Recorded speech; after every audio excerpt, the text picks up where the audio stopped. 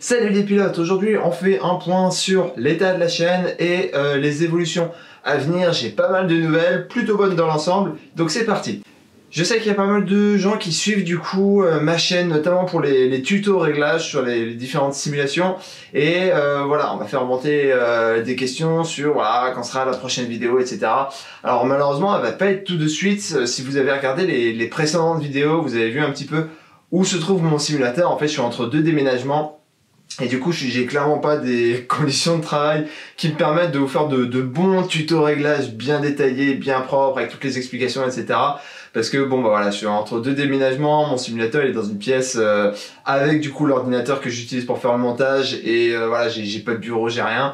Donc là, clairement, voilà, j'ai essayé d'en faire, mais voilà, c'est pas possible quoi. La pièce, tout bêtement, il y a même pas internet quoi, donc c'est trop compliqué pour le moment de faire des tutos. Je veux pas en faire qui soient de mauvaise qualité. Mine de rien, c'est un gros boulot de faire un tuto. Et donc voilà, le prochain tuto réglage, malheureusement, il va pas être pour tout de suite. Alors par contre, première bonne nouvelle, c'est que bah du coup le prochain déménagement se rapproche. Voilà, je vais acheter un appartement avec ma femme et donc du coup je vais avoir une pièce dédiée à la simulation où j'aurai mon simulateur, un bureau, enfin tout ce qu'il faut pour vous faire bah déjà moi en ce qui me concerne pour avoir une expérience correcte et de manière générale pour vous faire de super vidéos. Donc je pense que ça va être top. Voilà, bah, juste falloir patienter un tout petit peu. Donc voilà, sur ces tutos réglages, je suis désolé que voilà, il y a une espèce de creux. Je sais que vous êtes nombreux à voilà, les suivre, à les regarder et mais en même temps voilà, je veux vraiment vous faire de super réglages. Je pourrais torcher des vidéos en 30 secondes sur l'ordinateur avec un enregistrement dégueulasse, etc. Mais voilà, c'est vraiment pas le but. Concernant les projets do it yourself, là par contre il y a eu énormément d'avancées. Alors si vous avez regardé un petit peu la page Facebook ou le forum Racing FR ou même le site internet, j'ai énormément avancé sur la boîte de vitesse. À noter que maintenant, à chaque fois que je fais des avancées en fait sur un projet do it yourself, je mets un article sur le site, ce qui permet globalement d'avoir à la fin un petit panel donc des différentes évolutions. Et donc la boîte de vitesse, alors je vais pas m'étendre trop là-dessus, mais bon du coup on en est là à un stade très avancé. Alors je vais pas vous montrer le fonctionnement, là je l'ai juste remonté voilà, pour vous montrer voilà, quelle tête ça peut avoir, mais donc du coup j'ai déjà mis l'électronique, c'est déjà fonctionnel. Alors simplement je suis en train de refaire l'électronique parce que les câbles prennent trop de place à l'intérieur, mais donc voilà, ça évolue. Alors le problème, bah en fait il va être question d'argent. Alors pour commencer, je remercie donc ceux qui m'ont fait des dons. On m'a fait des dons donc par rapport à cette boîte de vitesse pour soutenir le développement. Alors en fait c'est un développement qui me coûte très cher. Là globalement ça fait à peu près 2 mois que je suis à fond dessus et donc là vous pouvez voir voilà, toutes les impressions que j'ai dû faire pour arriver à la version actuelle qui n'est pas non plus la version définitive et qui nécessitera probablement d'autres impressions. Donc voilà, comme vous pouvez le voir, ça consomme énormément de plastique, donc évidemment aussi beaucoup d'énergie. Et honnêtement, il y a un moment où j'ai pensé finalement annuler le développement de cette boîte de vitesse parce qu'il me coûtait trop cher, ça consommait énormément de plastique. Il n'y a pas besoin d'énormément de composants en fait pour faire cette boîte. Je pense qu'elle coûtera à la fin, elle devrait coûter entre 100 et 150 euros peut-être, donc c'est pas forcément très cher en soi. Le problème c'est que bah voilà, typiquement les roulements, j'ai dû commander plein de tailles différentes avant de trouver la bonne et bah forcément ça coûte cher. Et donc voilà, j'ai pensé annuler le développement de cette boîte, notamment au moment où j'ai fait un petit appel aux dons.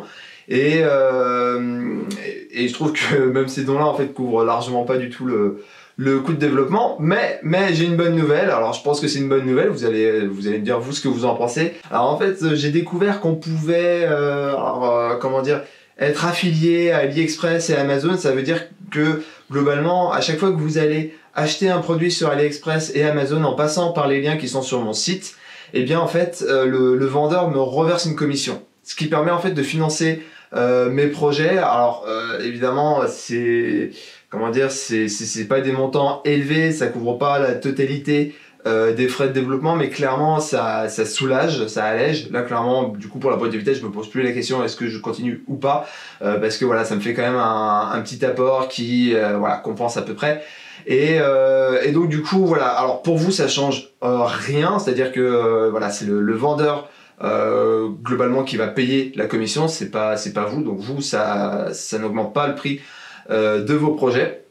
Donc encore une fois, à chaque fois que vous allez cliquer sur un lien, donc sur le site, sur donc AliExpress, Amazon et eBay, pour la plupart d'entre eux, donc c'est des liens avec commission. Alors pas tous, il y en a où voilà, c'est pas actif.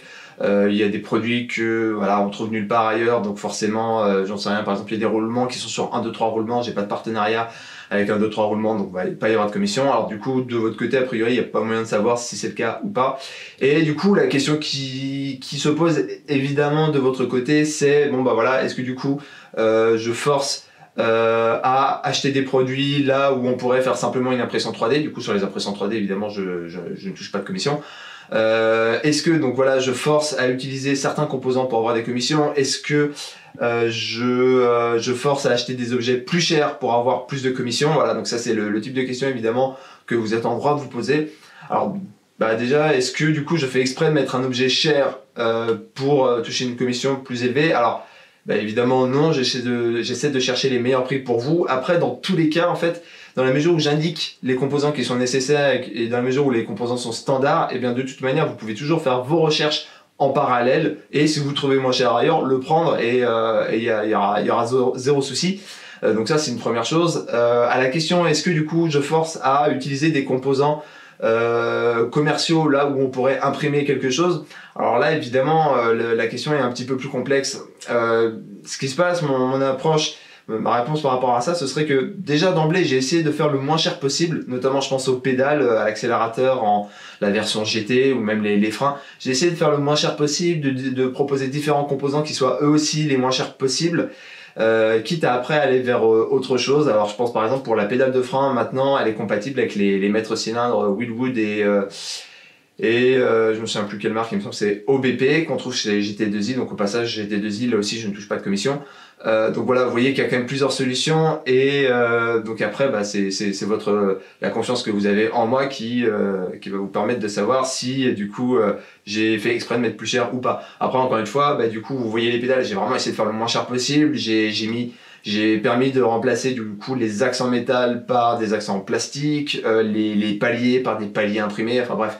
J'ai fait tout ce que je pouvais pour rendre ça le moins cher possible, parce que c'était vraiment l'objectif au départ. Par contre, c'est vrai aussi que maintenant, je vais évoluer vers quelque chose qui va être un peu plus onéreux. Donc voilà, maintenant, il y a ce système de commission qui va me permettre, voilà, mettre un peu de beurre dans les épinards, financer donc les projets. En plus, je trouve que c'est relativement simple parce que finalement, en définitive, les vendeurs qui finalement me reversent une commission, bah, ces vendeurs sont quand même gagnants parce que grâce à ces projets, ils ont quand même des ventes. Ça va me permettre de continuer en plus de développer mes projets de manière assez sereine. Comme je l'ai dit en début de vidéo, bah, je vais acheter un appart, donc il va y avoir un crédit, donc clairement je vais plus avoir exactement les mêmes moyens. Donc voilà, moi ça va vraiment m'aider dans ce sens-là. Donc voilà, n'hésitez pas à en commentaire me dire ce que vous en pensez, ce que vous attendez du coup de moi en termes de transparence, qu'il faut que j'explique, que je détaille. Voilà. Si vous avez des questions par rapport à ça, n'hésitez pas. Toujours un petit peu dans cette catégorie, j'ai aussi commencé à développer des partenariats avec pour le moment un seul vendeur sur AliExpress pour en fait proposer des kits de pièces qui vont permettre en fait de faciliter un petit peu la production des projets, dans la mesure où plutôt qu'acheter à gauche à droite certaines pièces, vous allez acheter tout au même endroit. Alors j'ai commencé notamment avec un kit pour fabriquer les vérins SRT que je présenterai du coup je pense quand je serai installé. Et voilà, ça va permettre en fait d'acheter toutes les pièces d'un coup chez un seul vendeur. Et alors là aussi, hein, toujours par souci de transparence, donc moi je touche une commission sur ces produits. Je les ai développés en partenariat vraiment avec le vendeur. Je l'ai aiguillé sur de quelles pièces on a besoin spécifiquement en sim racing. Donc du coup, vous, ce que vous avez gagné, c'est que vous gagnez du temps parce que vous n'avez pas 50 000 produits à chercher. Les produits sont vérifiés, c'est-à-dire que là, en l'occurrence sur le kit, moi c'est les produits que j'utilise. Donc il y aura pas de mauvaise surprise. Souvent avec AliExpress, bon bah voilà, on commande un truc, ça arrive, c'est pas ça, faut recommander. Et en plus de ça, du coup, le fait d'avoir un seul kit, ça permet d'optimiser un petit peu les frais de port, d'avoir une livraison rapide. Et en l'occurrence, ce vendeur, j'ai choisi parce que j'ai eu un très bon contact avec lui quand je testais des pièces de manière complètement neutre. Enfin, c'est-à-dire, je lui avais pas dit ah bah tiens, est-ce que ça vous intéresse de travailler ensemble. Je lui ai juste dit ah tiens, telle pièce, est-ce que je peux faire ci ou ça, etc. Et voilà, j'avais eu un très bon contact, il avait été de très bons conseils, donc j'ai trouvé ça intéressant de travailler avec lui. Et je vais essayer de généraliser ça pour avoir un maximum de kits qui englobe un maximum de pièces et simplifier donc du coup pour vous la production. En termes de prix, donc là en l'occurrence pour le kit SRT, le vendeur est extrêmement bien placé. Donc c'est très intéressant de prendre tout le kit chez lui Après, encore une fois, si vous doutez de ça, eh bien, vous êtes toujours libre d'aller chercher les pièces une par une et de vérifier si à la fin ça vous revient moins cher. Et si ça vous revient moins cher et que vous voulez prendre la peine d'avoir 30 commandes différentes chez 30 vendeurs différents, eh bien, évidemment, libre à vous, hein, il y a zéro souci par rapport à ça. Du coup, ce qui va être aussi un petit peu nouveau voilà, sur Facebook ou sur la chaîne, c'est que de temps à autre, je vais aussi vous présenter des produits commerciaux sur lesquels je vais toucher une commission. Là du coup je serai extrêmement exigeant envers moi-même, c'est-à-dire qu'avant je pouvais vous dire bah tiens j'utilise tel plastique, il est très bien utilisé le même, et dans la mesure où je gagnais aucun argent avec, j'avais aucune raison de vous conseiller un produit qui n'est pas bon. Là du coup je vais m'obliger évidemment à pas simplement vous dire ah tiens achetez tel produit il est très bien, je vais être obligé du coup, je vais m'obliger à vous dire achetez tel produit, il est très bien parce que regardez ceci, cela en comparaison avec les autres en termes de prix, etc. Donc ça ce sera un petit peu la petite différence. Je vous présenterai, ça m'arrivera de vous présenter certains produits, alors c'est pas mon but, mais voilà, des produits que j'utilise, je vais du coup vous les présenter, mais encore une fois en étant extrêmement exigeant envers moi-même sur les arguments. Enfin, un dernier point sur les pédales, sur les évolutions des pédales, on m'a posé 2-3 petites questions. Alors en termes d'évolution, donc là encore une fois je bosse énormément sur la boîte de vitesse, je pense que je ferai assez rapidement une vidéo là-dessus. J'ai continué de travailler un petit peu sur l'accélérateur en P1, dont voici un petit début. Alors l'accélérateur en P1, globalement il reprend le levier de frein, donc dans une version un peu plus récente. Et il sera basé sur un capteur à effet Hall qui sera basé ici sur le côté, sur l'extrémité de l'axe. Du coup, voilà, la partie arrière avec le ressort, je l'avais déjà travaillé. Là, c'est la partie avant, donc avec certaines évolutions, notamment maintenant des encoches pour pouvoir régler latéralement la pédale. Alors ça, c'est quelque chose sur lequel j'avais bossé, comment dire, j'avais eu un petit temps mort par rapport à la boîte de vitesse parce que j'attendais des pièces.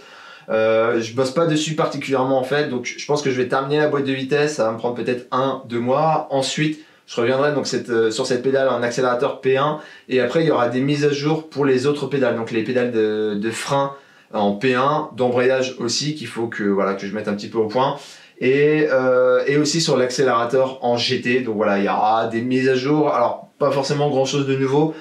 Principalement ce que j'aimerais ajouter, ce que j'ai déjà commencé à ajouter donc sur celle-là en fait, c'est que les butées de fin de course et de début de course seront réglables avec des vis. On m'a fait la remarque sur l'accélérateur en GT que voilà, les butées de fin de course étaient très compliquées à imprimer, et clairement voilà, je veux proposer l'autre solution. Alors encore une fois, j'ai voulu que les butées soient imprimables en plastique pour qu'on n'ait pas de vis supplémentaires à acheter. Et en fait ce qui va se passer, c'est qu'à partir de maintenant, a priori, je laisserai en ligne sur le site les tutos pour les anciennes versions. Ce qui veut dire que si voilà, vous voulez l'accélérateur GT avec les vis en plastique, vous pourrez toujours accéder donc du coup au tuto avec la liste de courses pour produire cette pédale. Et du coup vous pourrez aussi produire la nouvelle pédale qui elle utilisera des vis au pas métrique, etc. pour ces butées de fin de course. Donc voilà, pour les pédales ça va évoluer un petit peu comme ça. Alors clairement c'est pas du tout prévu entre guillemets dans les mois prochains, c'est à dire que la P1 je pense qu'il va me falloir après la boîte de vitesse peut-être 1-2 mois de développement, et après les autres pédales dans la mesure où c'est clairement pas prioritaire, ce sera peut-être une mise à jour tous les 2 mois, quelque chose comme ça. De toute manière en fait je me suis rendu compte que les gens avaient besoin quand même de pas mal de temps pour produire ces pédales, donc clairement ça sert à rien non plus de sortir des mises à jour tous les mois. Voilà, donc sur ce, n'hésitez pas à mettre ce que vous pensez donc de ces changements en commentaire, j'en prendrai compte. Donc encore une fois sur le fait qu'il y ait donc des commissions sur les produits, puis aussi sur les évolutions des projets de Do It Yourself. Allez, à bientôt!